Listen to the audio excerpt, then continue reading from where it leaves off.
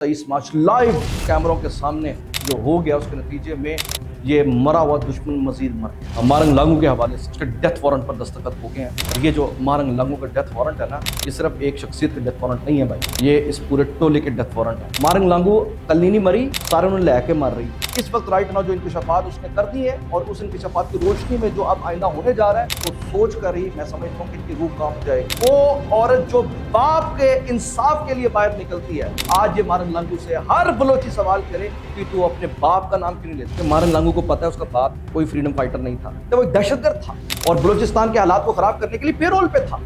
आज मारंग के सिलसिले में सबसे ज्यादा आवाज अगर बुलंद की जा रही है तो भारत की जानिब से की जा रही है कि देखें जी ये जुल्म किया जा रहा है। और हार्ड इमेज सिंपल है हमारा as a Pakistan, as a Islamic Jamhuriya Pakistan, hard image सिर्फ यही है कि हम अपने दुश्मनों को नहीं छोड़ते, चाहे वो अंदर बैठा है चाहे वो बाहर बैठा है। जिस तरह बैरूनी दुश्मनों को चुन चुन कर मारा जा रहा है, इस तरह अंदरूनी दुश्मनों को भी इंसानी हुकूक की आड़ में हम चुपने नहीं देंगे। आज पाकिस्तान पर, रियासत पाकिस्तान पर और कौमी सलामती के इदारों पर उंगली उठाए, आंख भी फोड़ देंगे, उंगली भी तोड़ देंगे।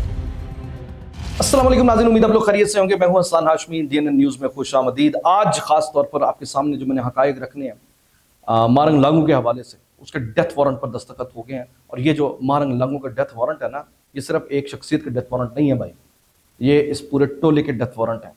और इस डेथ वारंट के नतीजे में आप देखिएगा कि किस तरह ये चुन चुन कर एक एक किरदार जो कि पाकिस्तान के खिलाफ लॉन्च है पकड़ा जाएगा। अब चाहे वो सहाफत में बैठे, चाहे वो आपकी सियासत में बैठा है, चाहे ब्यूरोक्रेसी में बैठा है, चाहे आपको सोशल मीडिया पर बैठा ये बकवासबाजी करता नजर आता है। तो मारंग लागू कल नहीं मरी, सारे उन्हें लहके मार रही है, अकेली नहीं डूब रही, सबको लेकर डूब रही है। और मैं आपको फिर ये बता रहा हूं कि इस वक्त राइट नाउ जो इंकशाफात उसने कर दी है और उस इंकशाफात की रोशनी में जो अब आइंदा होने जा रहा है उसको सोच कर ही मैं समझता हूं कि इनकी रूह कांप जाएगी। ये जो दहशतगर्द पाकिस्तान को खराब करने के लिए आगे आए थे और इनके जो हैंडलर्स हैं वो सर पकड़ कर बैठे हैं। अभी तफसील के साथ ये सारी खबर मैं आपके सामने रखता हूं। साथ ही साथ आज 23 मार्च लाइव कैमरों के सामने जो हो गया उसके नतीजे में ये मरा हुआ दुश्मन मजीद मर गया। अगेन लाइव कैमरों में सब कुछ हुआ, लाइव कैमरों में जो मनाजिर आज दिखा दिए गए उसके बाद पाकिस्तान के अंदर और बाहर बैठे सारे दुश्मन जो है ना, वो कह सकते हैं कि अब उनके पास कहते हैं कुछ चॉइस बाकी नहीं बची। तो मैं अभी तफसील के साथ ये सारा मामला और मंजरनामा आपके सामने रखता हूं, लेकिन बात को आगे बढ़ाने से पहले इस एक बात को समझ लीजिए कि पाकिस्तान का जो नंबर 1 दुश्मन है वो आपकी सरहदों पर बैठा नहीं है, ये सरहद के बाहर नहीं बैठा। पाकिस्तान का नंबर 1 दुश्मन पाकिस्तान के अंदर बैठा है, पाकिस्तान के लिबादे में बैठा है और पाकिस्तान के लिबादे में बैठकर पाकिस्तान की जड़ों को खोखला कर रहा है।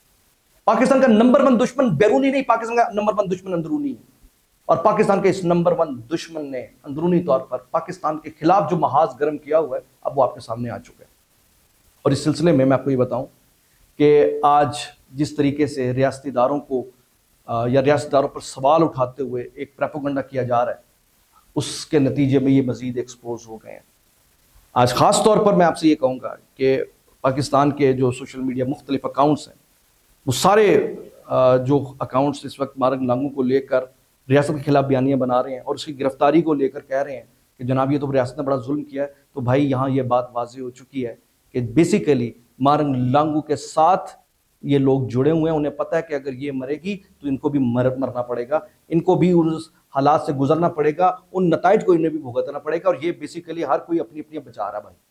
तो इस पॉइंट ऑफ व्यू से जहन में रखिए कि अब रियासत को भी बहुत स्ट्रिक्टली आगे बढ़ने की जरूरत है, क्योंकि रियासत के अंदर जो रियासत उन्होंने कायम की है वो कोई भी दुनिया का महज़ब और गैर महज़ब मुल्क बर्दाश्त नहीं करता भाई। रियासत की एक रेड लाइन होती है और उस रेड लाइन को जो छेड़ता है उसे छेड़ ही दिया जाता है, उसे चीर ही दिया जाता है भाई। तो इस पॉइंट ऑफ व्यू से हमने अब जरा मोहतात होकर आगे बढ़ना है। दूसरा नाज़रीन, मैंने आपसे जिक्र किया जो इसके डेथ वारंट को लेकर मारंग लागू कैसे पकड़ी जा रही है, कैसे एक्सपोज हो रही है, इन्होंने सोचा भी नहीं था। वो इस तरीके से नाज़रीन, ये बेसिकली वो किरदार है जो मिसिंग पर्सनस की आड़ में और बलोच हकूक की आड़ में आगे आ रहा था ना। और इसकी बेसिकली शुरुआत कहां से हुई थी? इसकी शुरुआत हुई थी जी 2009 में, जब इसका वालिद गायब हो जाता है। अब जब इसका वालिद गायब हो जाता है और 2011 में उसकी लाश बरामद होती है, तो यहां से ये मारंग लागू को लॉन्च किया जाता है, क्योंकि उसका वालिद अब्दुल गफार लागू खुद एक BLA दहशतगर्द था। और उस BLA दहशतगर्द की लाश के बाद जब ये एक सिलसिला शुरू होता है तो फिर मारंग लागू उसे मिसिंग पर्सन बनाकर खुद को आगे लाती है और इसको फिर लॉन्च किया जाता है। और आप ये देखिए कि वो औरत जो बाप के इंसाफ के लिए बाहर निकलती है और उसकी वो कहते हैं कि बुनियाद पर खड़े होकर खुद को बलोचों का रहनुमा और बलोचों के हकूकों को लंबरदार बनाती है। आज ये मारंग लांगू से हर बलोची सवाल करे कि तू अपने बाप का नाम क्यों नहीं लेती, अब्दुल गफ्फार लांगू का नाम तू क्यों नहीं लेती, क्योंकि तूने तो हमें यह बताया था कि अब्दुल गफ्फार लांगू मिसिंग पर्सन था, उसे मारा गया था, रियासत ने उस पर जुल्म किया था, उस पर जबर हुआ था, और इस जुल्म की वजह से आज मैं एक लड़की तन तनहा अपने बाप के कातिलों से इंसाफ लेने के लिए निकली हूं। तो तू तो इंसाफ लेने अपने बाप के कातिलों के लिए, लेकिन तूने बाप का नाम ही नहीं लिया। तो ये बेसिकली मारंग लांगू को एक्सपोज करने का एक बहुत बड़ा पॉइंट है, क्योंकि मारंग लांगू को पता है उसका बाप कोई फ्रीडम फाइटर नहीं था, कोई मुजाहिद नहीं था, कोई कुछ नहीं था, वो एक दहशतगर्द था और बलूचिस्तान के हालात को खराब करने के लिए पेरोल पे था। और इस सिलसिले में एक दहशतगर्द बाप की बेटी क्यों अपने दहशतगर्द बाप का नाम लेगी। तो आप लोगों ने अब खास तौर पर ये जो मारंग लांगू के प्रो अकाउंट चल रहे हैं, इनसे सवाल ये जरूर करना है कि भाई तू अपने बाप की बात क्यों नहीं करती। दूसरी नाज़रीन, इस वक्त राइट नाउ जिस तरीके से हालात आगे की तरफ बढ़ रहे हैं, उसमें कुलभूषण जाधव की ये वाकयात, और आप ये देखिए कि उनका जो ये नेटवर्क है, उसी नेटवर्क के सिलसिले में मारंग लांगू के मजीद और लोग भी पकड़े जा रहे हैं। और जो जो इंकशाफात सामने आ रहे हैं, चूंकि वो रियासत बगावत के जुमरे में आते हैं, तो लिहाजा किसी का बचना नामुमकिन है। यहाँ मैं आपको खास तौर पर बताऊं कि मिसिंग पर्सन के हवाले से जो इन्होंने बयानिया बनाया है ना, रियासत को डेफिनेटली कोई पागल तो नहीं है ना कि किसी को भी उठा के ले जाएगी। अगर मिसाल है किसी को गिरफ्तार किया जाता है तो पीछे कोई रीजन होती है ना। अब आप देखिए कि बाप का बैरून मुल्क भारत पाकिस्तान के अंदर इन BLA दहशतगर्दों को सपोर्ट करते हुए कहता है कि हम इनके बैक पे खड़े हैं। आज मारंग के सिलसिले में सबसे ज्यादा आवाज अगर बुलंद की जा रही है तो भारत की जानिब से की जा रही है कि देखें जी ये जुल्म किया जा रहा है। आज पाकिस्तान के सारे दुश्मन अपने इस एजेंट के लिए सामने आने पर मजबूर हो गए, नहीं हो गए। ये पाकिस्तान की वो बड़ी कामयाबी है, और इस कामयाबी के नतीजे में आप देखिए कि इस गिरफ्तारी ने सबको एक्सपोज कर दी है।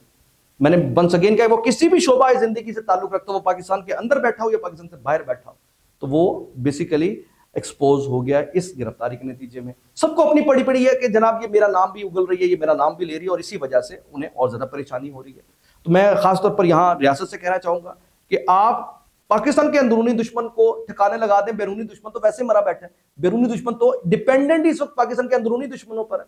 तो खास आप लोगों से भी मेरा सवाल होगा कि वो सारे सहाफी जो हर वक्त मिसिंग पर्सन्स की बात करते थे और इंसानी हकूक की बात करते थे, अब उनसे जरा सानिया जाफर एक्सप्रेस पर खामोशी पर सवाल करें। और अगर इंसानी हकूक की बात करनी है तो इनके मुंह से आज तक गजा के मुसलमान और मजलूम मुसलमानों का नाम क्यों इनके मुंह से नहीं निकला। तो मैं ये समझता हूं कि जिस बुरे तरीके से एक्सपोज हो गए हैं, उसके बाद अब कोई गुंजाइश नहीं रहती। अब सिवाय एक गुंजाइश रहती है कि इनको लटका दिया जाए, जो पूरी दुनिया का एक फंडामेंटल असूल है भाई। ये दुनिया का एक माना हुआ असूल है। दुनिया का किसी मुल्क के अंदर जो इस वक्त पाकिस्तान के अंदर हो रहा है और इसके नतीजे में जो गिरफ्तारियां होती है, उसमें सिवाय लटकाने के दूसरा कोई ऑप्शन नहीं होता। दूसरा नाज़रीन, इन्होंने ये सोचा था कि पाकिस्तान को डिस्टेबलाइज किया जाएगा और पाकिस्तान के खिलाफ इस तरह एक प्रेशर बिल्ड करते हुए महाज गर्म किया जाएगा और अपने मजमूम मकासद को अचीव किया जाएगा। तो आज दुनिया ने लाइव कैमरों में वो सारे मनाजिर देखे 23 मार्च के, जिसमें अल्हम्दुलिल्लाह एक बेहतरीन पाकिस्तान की इमेज नजर आ रही है, जिसमें बेहतरीन पास आउट हो रहे हैं, जिसमें बेहतरीन फ्लाइंग आउट जो भी जहाज अपने पेशेवराना सलाहियतें एयरफोर्स अपने दिखा रही है। तो मुझे जाहिर तौर पर लगता है कि ये जो आपका एक बैड इमेज क्रिएट करने के लिए ये सारे दहशतगर्द इकट्ठे हुए थे, आज अल्लाह ताला ने इन्हें आपके सामने बिल्कुल एक्सपोज कर दिया।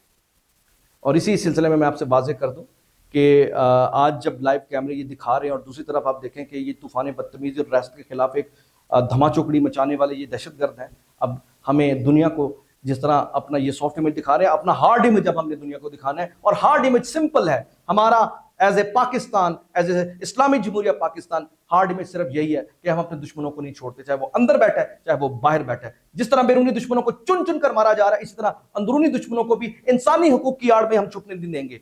इंसानी हकूक की आड़ में छुपने वाले ये हमारे ये अंदरूनी दुश्मन बदतरीन अंजाम से दो चार होंगे। हम किसी सूरत इजाजत नहीं देंगे कि आजादी इजहार राय के नाम पर आप रियासत पाकिस्तान की रेड लाइन के साथ छेड़छाड़ करें। नो वे।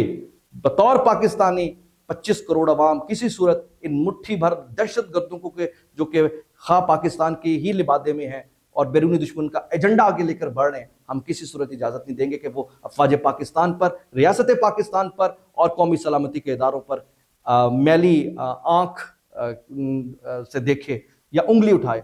आंख भी फोड़ देंगे, उंगली भी तोड़ देंगे। हसन हाशमी को इजाज़त दीजिए। अल्लाह हाफ़िज़।